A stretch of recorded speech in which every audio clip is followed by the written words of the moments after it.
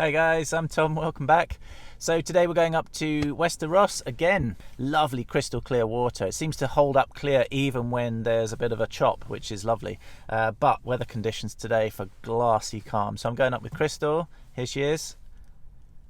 And we're gonna get the SUP, the stand-up paddleboard, out on the water. I'm gonna snorkel along. If I can find some depth, I'll freedive a bit. Hopefully we're gonna find some razor clams, and then we're gonna have a look in amongst an old military pier. So it's like a freestanding pier structure that's left from wartime use, and it's absolutely festooned with life. So we're gonna have a nose around there, see what we can see swimming about. Basically hoping just for a nice chill day in the Highlands. So come with us, and I hope you enjoy.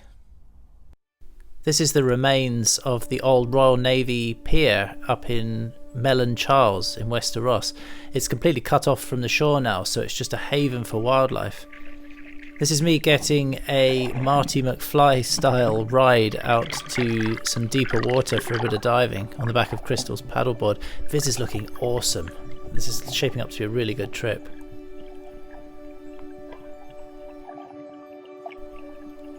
So first descent. It's actually starting to remind me of the Octopus Teacher on Netflix. See that sort of sandy bottom with those little tufts of kelp? Only I've made a strong bond with a different creature. Yeah, we didn't get on so well, let's be honest. At this time of year, usually the stingers are all gone, but there was a few really nasty looking ones knocking about. Up on top of the old pier you can see the train tracks that used to take supplies out to waiting ships which headed out to the Arctic as part of the Russian convoys, but now there's loads of lobster krills and all sorts of bird mess up there. So this is the place we're really going to be snorkeling, down in amongst these long concrete legs, and they're absolutely covered in life. Mainly it's sea anemones, it's bryozoans, it's kelp, it's mussels, all sorts of things, but it's very scenic being down there. Crystal's paddling through on her board. This is the Decathlon stand-up paddleboard that we reviewed previously in one of my other videos. It's not very deep here. It's probably maybe 3 meters max. Lots of these dahlia anemones. This is dead men's fingers here, those orange and white things. The dahlia are those pink stripy anemones. So it's just working our way through here, just seeing all the different life that's living under here, just enjoying the scenery really.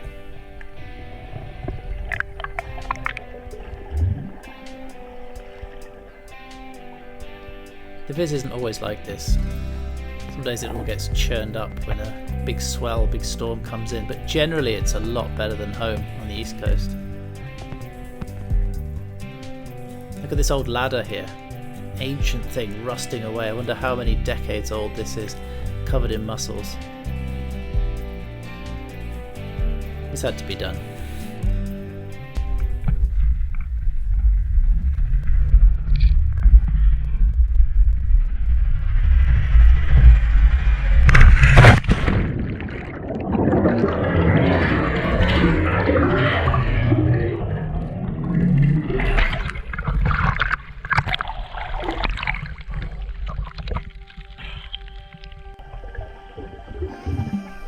Anyway, yeah, you just have to humour me, that little folly, jumping off things into water whenever I get the chance.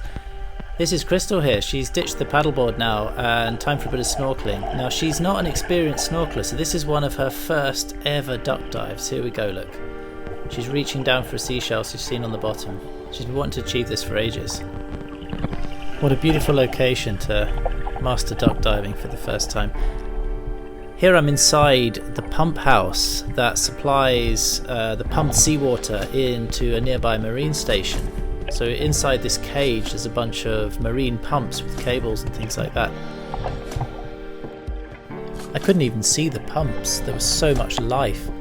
Plumose anemones, corals, there's crabs running about, there's velvet swimming crabs, all sorts of algae. Absolutely beautiful. You could hardly even see the man-made stuff for so much natural beauty.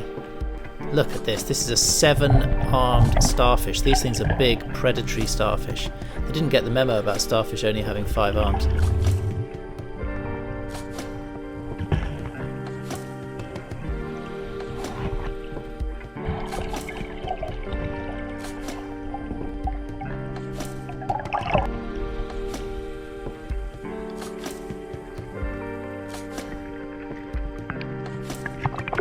interesting feature I noticed is that each of these big dahlia anemones seems to have some kind of crab sitting quite close under it.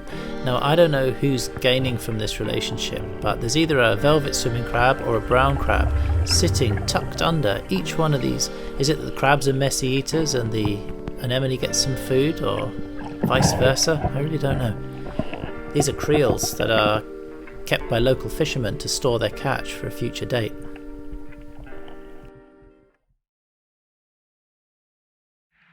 Basically, when you see the two little holes, jab that in. Just that's enough scenery.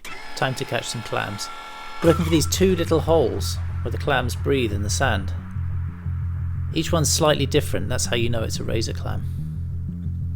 What we're doing today is we've brought out a couple of sports bottles filled with salt. It's just table salt. And because the sea is really salty, the salt doesn't dissolve. So when you see those two little holes of the clam, you just squeeze the bottle, pump a bit of salt down, and the clams really don't like it.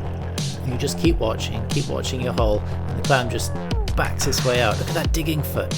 That's the really tasty bit that you want to eat. You can catch them without salt, it requires quite a lot of hard work, but the salt technique works really nicely. So just keep waiting, and the clam really does not like the salt, so it backs its way out. Beautiful. These are going to be so delicious. This is Crystal having a go. She's wanted to catch a razor clam for a long time. This is her first clam. Here you can see the clam. Look, see it's huffing and puffing like that because it doesn't like the salt. It's pumping and pumping. Now she has to wait until that clam gives up and backs out. I accidentally kicked her with my fin, so I didn't film it, but there she is. She's got her first clam. That's one happy girl with one tasty bit of seafood. Yes!